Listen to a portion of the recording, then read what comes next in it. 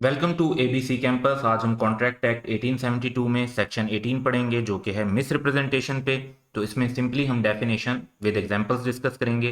तो लॉ के अंदर डिफाइन किया हुआ है कि miss representation means and includes, और इसमें तीन चीज़ें शामिल हैं, यानी तीन वेज में मिस रिप्रेजेंटेशन हो सकती है। पहला वे ये है कि पॉजिटिव असर्शन, यानी बकायदा कोई स्टेटमेंट देना in a manner not warranted by the information of the person making it, कि ऐसी स्टेटमेंट देना जो कि उस पर्सन की इंफॉर्मेशन की बेस पर वारंटेड नहीं थी, यानी बनती नहीं थी, उसके पास वो इंफॉर्मेशन नहीं थी जिसकी बेसिस पर वो असर्शन देता, लेकिन वो assertion they the of that which is not true, और वो इंफॉर्मेशन गलत है, वो असर्शन गलत है, वो स्टेटमेंट जो उसने दी वो गलत है। क्योंकि सही स्टेटमेंट हो तो वो तो रिप्रेजेंटेशन कहलाएगी, गलत होगी तो उसे मिस रिप्रेजेंटेशन कहेंगे। तो स्टेटमेंट ट्रू नहीं है, though he believes it to be true, लेकिन वो ये समझता है कि ये ट्रू है।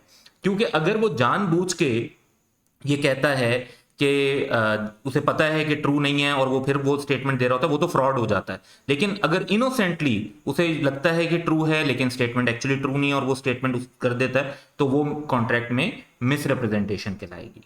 अच्छा, अब इसकी अगर एक एग्जांपल लें तो Anwar sold a mine to Munawwar and told certain facts about the mine which were incorrect. Anwar believe them to be true. अब बात जो की स्टेटमेंट जो दी वो इनकरेक्ट थी, लेकिन वो समझता ये था कि ये ट्रू है। Later Munawwar discovered the real facts, बाद में जो रियल फैक्ट्स हैं वो सामने आ गए, तो ये पता चल गया कि जो बात थी वो इनकरेक्ट थी, लेकिन ये भी सामने आया कि इंटेंशन नहीं थी धोखा देने की। तो जो भी स्टेटमेंट दी गई थी वो दूसरी पार्टी की तरफ से believe them to be true वाली सिचुएशन थी। तो ये this is a misrepresentation based on unwarranted statement, जो यहाँ पे सिनेरियो है अनवारंटेड इंफॉर्मेशन की बेस पर, अनवारंटेड स्टेटमेंट की बेस पर मिसरिप्रेजेंटेशन। तो डेफिनेशन का एक पर्सपेक्टिव तो ये है। सेकंड पर्सपेक्टिव है any breach of duty which without an intent to deceive, कि इंटेंशन टू डिसीव नहीं होनी चाहिए, क्योंकि इंटेंशन टू डिसीव हुई तो फिर तो फ्रॉड हो जाएगा। Any breach of duty which without an intent to deceive gains an advantage to the person committing it, उससे उस पर्सन को फायदा होता है, और anyone claiming under him, या उसके जो सात लोग होते हैं उनको फायदा होता है, by misleading another to his prejudice, जिससे दूसरा शख्स मिसलीड हो रहा होता है टू हिज प्रेजुडिस, यानी अपने इंटरेस्ट के अगेंस्ट, और to the prejudice of anyone claiming under him, या वो जिस पर्सन के एजेंट के तौर पे काम कर रहा है या जिसके बिहाफ पर, जिसकी बेनिफिट के लिए ट्रांजैक्शन कर रहा है, उसके अगेंस्ट। प्रेजुडिस को यहाँ पे मतलब लें अगेंस्ट द इंटरेस्ट वाले कॉन्टेक्स्ट में।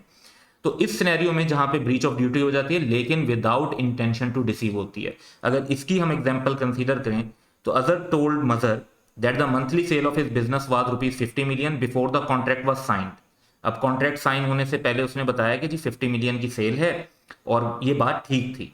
Cell was decrease to ₹35 million। अब जैसे निगोशिएशन चल रही होती है उस दौरान क्या हुआ कि सेल्स पर मंथ जो है वो 50 million से कम होके 35 million हो गई। Other did not inform mother about the decrease. अब बात यह है कि ऐसी सिचुएशन में जब आपने एक स्टेटमेंट दी थी 50 million की, तब वो स्टेटमेंट ठीक थी। बाद में क्योंकि वो 50 से 35 हो गई, तो ड्यूटी बनती थी अदर की कि वो बताता कि भाई मैंने पहले जो आपको 50 million बताया था निगोशिएशन के स्टार्ट में वो ठीक था, लेकिन अब जो हमारे पास डाटा है उसके मुताबिक एवरेज जो है वो 35 million पर आ चुकी है। लेकिन उसने ये नहीं बताया तो उसकी ड्यूटी की ब्रीच हो गई, आल दो कि उसकी इंटेंशन टू डिसीव नहीं थी। तो ये मिसरिप्रेजेंटेशन है based on breach of duty. तो ये सेकंड पॉइंट की एग्जांपल आ गई। अब थर्ड और लास्ट पॉइंट देखते हैं, causing however innocently. Once again, क्योंकि अगर इंटेंशन टू डिसीव के साथ होगा तो वो तो फ्रॉड हो जाएगा। तो innocently a party to an agreement to make a mistake, कि ऐसा कुछ किया कि जिससे दूसरी पार्टी को आपने एक किस्म का मिस्टेक करवा दी, as to the substance of the thing which is the subject of the agreement, के जो एग्रीमेंट की मेन चीज है उसके बारे में उससे आपने मिस्टेक करवाई, लेकिन करवाई इनोसेंटली। एग्जाम्पल है कि the seller told the buyer that the bike is free from defects. अब आपको यही लगता था कि बाइक जो है वो फ्री फ्रॉम डिफेक्ट है, लेकिन बाइक में बिल्ट इन डिफेक्ट था, यानी मैन्युफैक्चरिंग टाइम से कोई डिफेक्ट था जो बाहर नहीं था और आपको पता भी नहीं था। अब एक बात तो गलत हो गई ना, आपने बकायदा श्योरिटी दे दी कि जी इसमें कोई डिफेक्ट नहीं है, जबकि बाद में पता चला कि वो जो फैक्ट्री से जिस तरह बन के आ रही थी तो बाई चांस उसमें एक डिफेक्ट चल रहा था उस बैच में।